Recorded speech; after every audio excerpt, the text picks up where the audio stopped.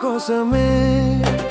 పాపాన్ని తొలగించే పరిశుద్ధుడు వచ్చాడు మా కోసమే. చీకటి తొలగించే శ్రీమంతుడు పుట్టాడు మా కోసమే. పాపాన్ని తొలగించే పరిశుద్ధుడు వచ్చాడు మా కోసమే. యేసయ్య పుట్టాడు